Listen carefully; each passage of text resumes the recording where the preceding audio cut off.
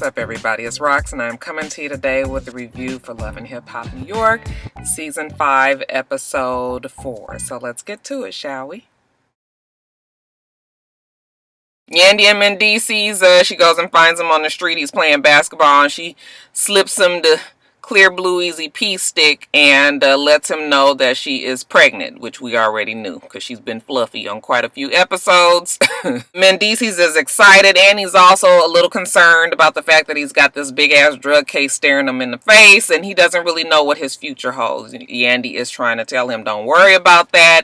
Even if you do go to jail, okay, you still gonna see your kids. And I was just like, I mean, what the fuck kind of future is that? Women, we make some of the craziest decisions for love. I'm telling you. You can't help who you fall in love with, right? But yeah, is it real fair to your kids to know that you starting their life off with a man who's probably gonna be in jail for Child, let me not even be trying to preach today. I'm just saying. It's just, to each his own, if that's what it is. But yeah, Yandy, her and Mendices are expected. Y'all, Erica and Sin, it is no sense in going through all of this. It's the same shit.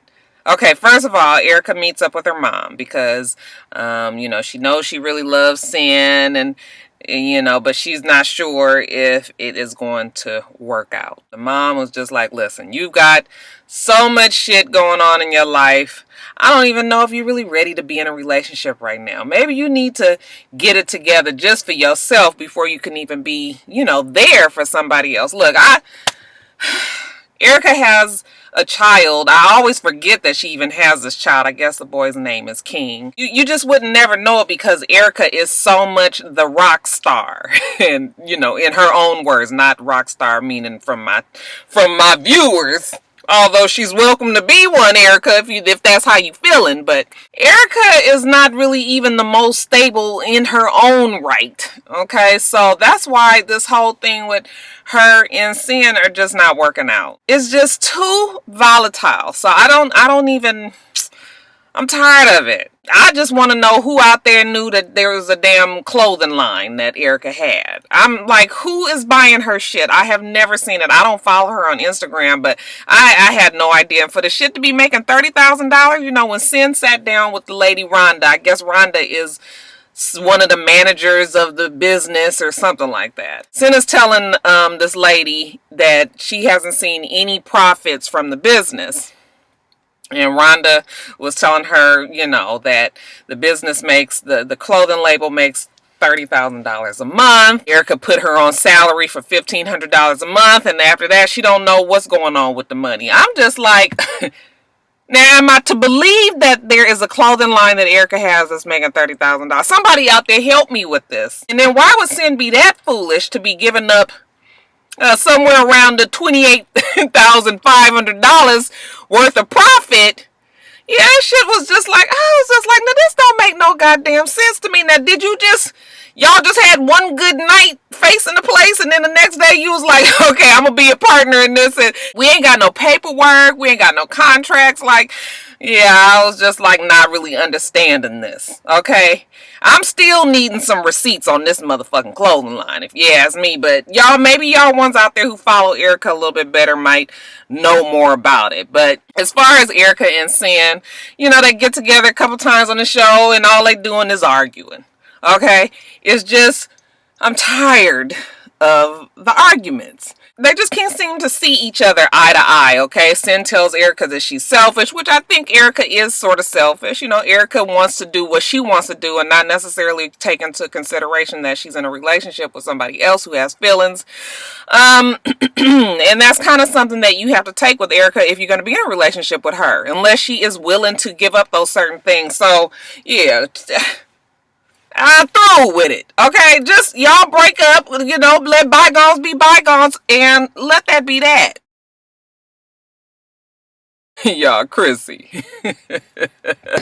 That Chrissy, I tell you, that bitch is something else. So she meets up with Rich because she is concerned about her man Chink Santana. Now, evidently, Chink Santana, he's a producer, and he's always gone. He left his wife and his kids to come out there to live with her. However, he's gone 3-4 nights a week at the studio, supposedly working around all these pretty ass bitches. And Chrissy is like, I done fucking worked hard for this young man, okay? Now, my old ass fixing to lose him to some bitch that's willing to go blow him off in the bathroom? I don't think so. Richard's just like, yeah, you don't have to worry about Chink. Chink is, as far as I've known him, yeah, he was married most of the time, but, he's always been on the up and up. I don't think anything is going on. I don't know if that's any kind of, it's like, who takes advice from Richie Dollars, okay, who has the worst track record with women, and he is a self-proclaimed creep. It's like, am I going to really believe anything that Richie Dollars said? Okay, well, it seems to sort of halfway put Chrissy's mind at ease, but yeah, she's still concerned about these bitches that's going to the studio. Okay, so she decides to do a little pop-up visit to the studio. We see Chink in the studio with Jay De Niro, and I was like, damn, where have we seen her before? And then I was like, oh, that's the chick that Yandy was trying to push, and I think that's her anyway. Isn't that her? The same one who had the man that was in jail? Yandy and her could commiserate on the fact that they both was dating men that was in jail. I think that was her. S keep on texting me, y'all. We've been discussing this whole Nicki, Minaj, and Scaff Breezy breakup. Y'all saw him on the Breakfast Club this morning. I just finished watching the video, so we've been discussing. Girl, I'm trying to do the damn video. You quit texting me. We gonna talk about that on Top of the Blog tomorrow. But anyway, let me get back to this video here. So Chrissy take her ass on down to the studio. And, Chink is just sort of like, oh, what you doing here? And she was just like, you surprised to see me, huh? You didn't think a bitch would roll up here, huh? Who's this bitch up here in the studio with you? He was just like, this is somebody I'm working with. And she was just like, well, I just find it real funny that one of my homegirls, that they saw you at the club the other night with some chick, and I didn't even know you was in town. Okay, you was supposed to be out of town. As far as I knew, you rolling up at the club with some bitch. And he was just like, nah, I be at the club by myself. I was just like, well, niggas is always gonna come up with something, okay? But of course, after a while, he was just like, well, I'm gonna keep it real with you. I had Jay De Niro with me, because I was just showing her, what they do at the club. And then you guys, that damn Chrissy must have came back with the line that almost made me like her. It was just like, what the fuck is in the club that a motherfucker gotta show a bitch? I was just like, okay. She was so through with it, and she was not falling for it. And Chinky then came around, and he trying to explain to her, what's going on and how she ain't gotta worry and all of this. Do you guys even believe that the two of them together? Like, I can't even see it. They don't even never have them any kind of scenes that show any slight bit of attraction. So something tells me that this is some shit that Mona done put together, but I guess we'll see. Chrissy mad, okay, and look like Chrissy willing to fight for her man. So honey, Jay De Niro, bitch, you better get you some noonchucks or something. Look like this bitch coming for you. Diamond and Cisco, their shit starts off where it ended last week with Cisco telling Diamond that he's got this 6-month-old baby boy. So it was such bad acting.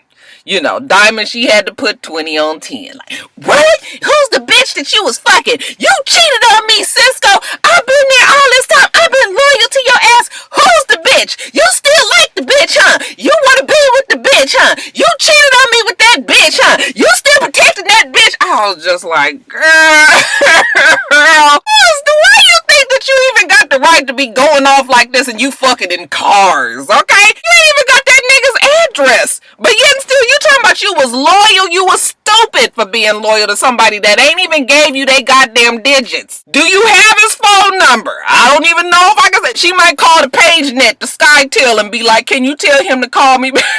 Shit. I was over it. I was just like, oh my God, this is so stupid. It's so not real. Of course, now she's just like, that's it. Okay, it's over. Okay, you blew it.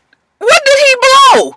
Seems to me that you need him a little bit more than he needs you. Okay, now he all sorry. All right, and he feeling bad because Diamond is a good girl and he fucked up and he shouldn't have did this. And why are you feeling this bad, but you still ain't made no steps to make shit right with Diamond? She still ain't with your ass. I was just so outdone with that stupid ass storyline. So Diamond's mama come in town. Diamond's mama looked just like Diamond. I didn't realize it last time, but yeah, she just looked like a one that didn't had a harder life than Diamond. Okay, Diamond gonna look like that mama. She keep on fucking around like this, but mama come on back in town, and Diamond was just like, you know what, you was right. He was full of shit. I found out he had a baby on me. Okay.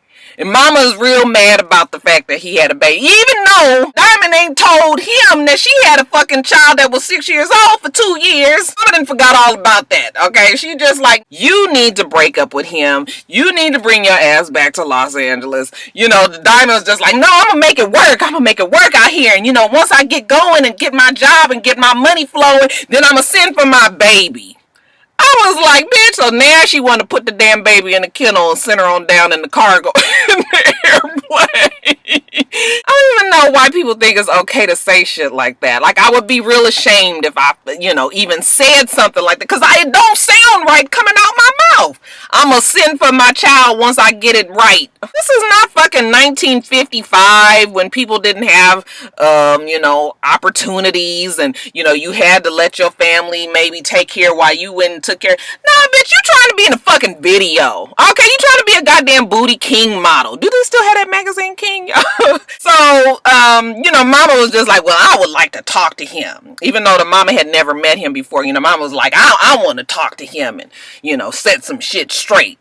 So Diamond was like, fine, I'll let you talk to him. I ain't got nothing else to say to him, no. Okay, just like, anyway. So they call him, and he's just like, kind of shocked that the mama want to meet him.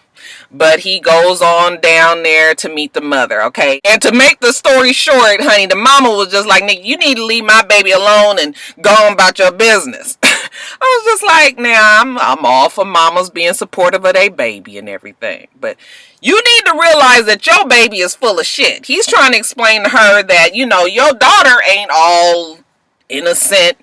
Okay, her ass fucking lied to me, called her baby a dog for 2 years. Diamond moved out here. I didn't tell her to come. She just got on the airplane and came. Kind of showed up in my reception office because bitch couldn't get to the doorstep. The mama was just like, oh, she would be crazy. Anybody would be crazy to have to do that. Well, crazy is as crazy does, right? Obviously, the mama ain't got all the story together. I thought it was cool of Cisco to not really put her out there like that. However, the way the mama was coming at him, I would have just probably told the mama, like, listen, I'm going to respect you because you my elders and you my woman, pseudo-woman's mama and everything, but you need to talk to your daughter. She obviously has told you a story that's not all the way true. Maybe all three of us need to sit down together so we can kind of come to terms on the fact that I ain't told the bitch to come here in the first place. Okay, she done fucked up and blew up my spot. I don't know what to make of Cisco. I don't think he loves Diamond like that. I think he's just kind of, he's wrapped up in the story and kind of acting it out for everybody and whatever. I just kind of felt like the mama was overstepping, and the problem really is with Diamonds. So I guess the mama wants us to believe that she's extra hood and she's extra gangster and she gonna do whatever she gotta do to protect her baby. And if that includes trying to whoop Cisco's ass, I guess then so be it. Whatever, y'all. I am that's another storyline that I'm over everybody on this goddamn show. Now, the biggest fool of fucking niggatry on this show is Peter and Amina and Tara. Even though the story is, I'm sure it's got its embellishments, it's still somewhere in there is some reality into this story. So it just gets on my nerves that First of all, that Amina puts up with Peter, that Tara is fooling herself into thinking that she's not putting up with Peter, and that Peter is playing this for real game between these two women. Peter tells Amina that he has this energy drink campaign that they want him to be the spokesperson for over in Barbados, or no, where did he say it was? Somewhere, one of the Caribbean islands, and that he was going to be gone for a few days. Let's not forget that Amina is right close to her due date. He's really going to go on vacation, a family vacation with Tara. So he kind of gets Amina to get on board, even though she's just like, the baby is coming, you don't never know, I need you to be here with me. And he's just all like, I gotta go, this is the only chance that I'm gonna be able to get away with my woman and my kids, and before the baby gets here. And Amina really needs me, okay, even though Amina really needs him now, but okay, I guess the really is different kind of really in this situation. So he goes on this trip, y'all. Make a long story short, the trip is everything that it's supposed to be. It's beautiful. The kids are happy. It's blue skies and blue waters, and everybody's dancing and drinking. And I mean, what the fuck happens on vacations? Okay, if there's a problem in a relationship, a lot of times these vacations can bring a fucking relationship back together. So it's always gonna be great there, okay? The kids are having a good time. He puts the kids to bed. He's saying how he knows he made a mistake with Tara, that's the person that he really wants to be with, and Amina was the mistake, and now he's got this baby coming, but he really wants to be with Tara. He's gonna try to work it out, blah, blah, blah, blah. Okay? So they sit down at dinner. He's got this whole romantic dinner. She's all, oh, this is so nice, and he's never done anything like this, and she's real impressed, and it's beautiful, and it's candlelights, and then of course it's the camera crew.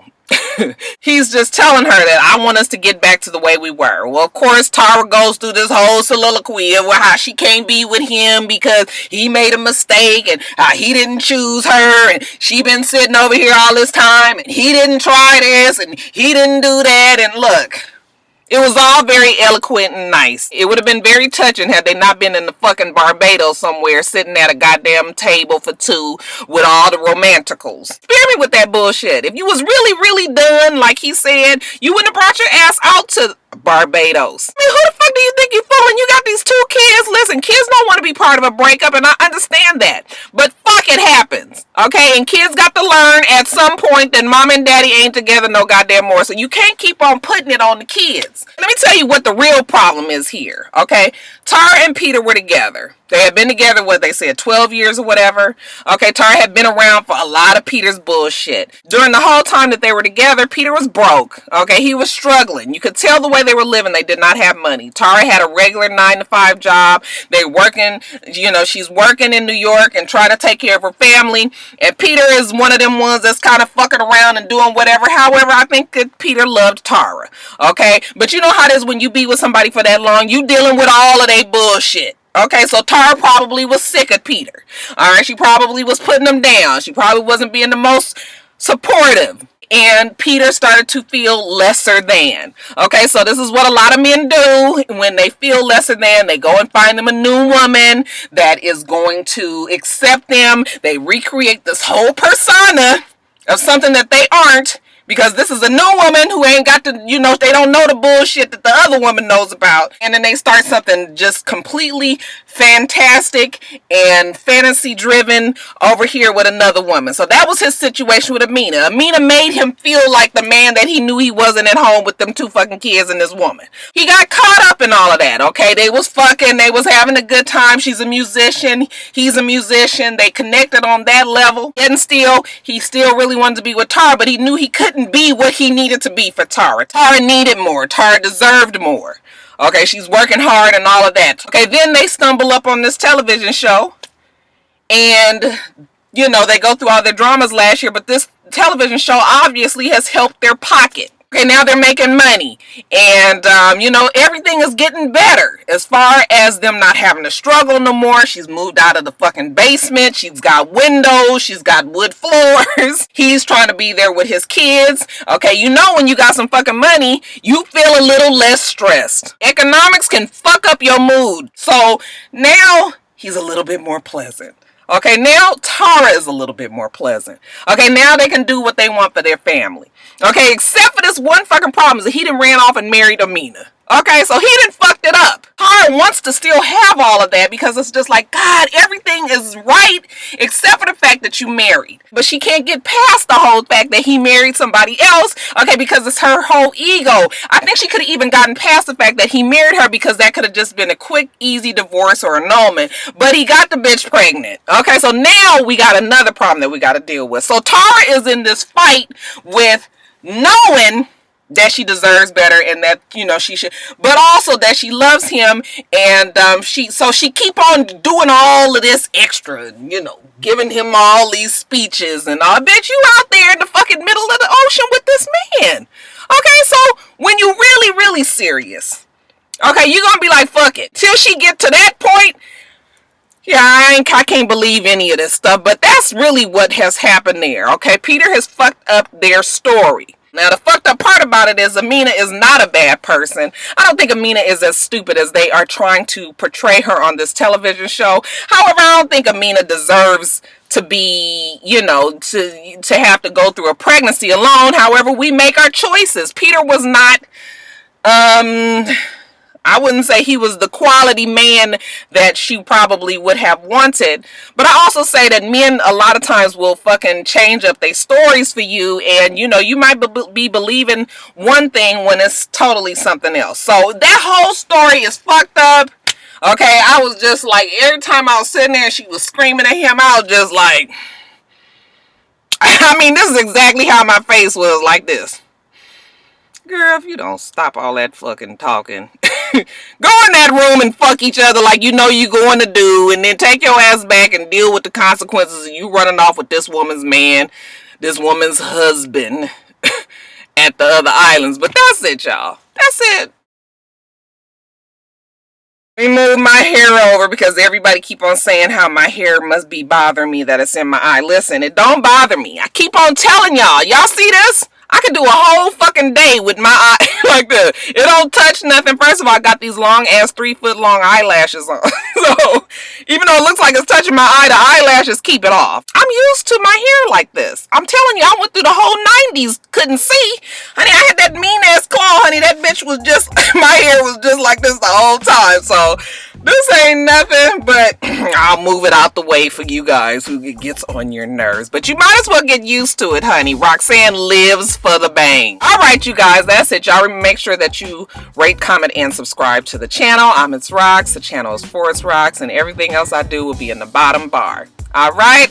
So I hope that you have a wonderful, wonderful rest of your day, and I plan on doing the same.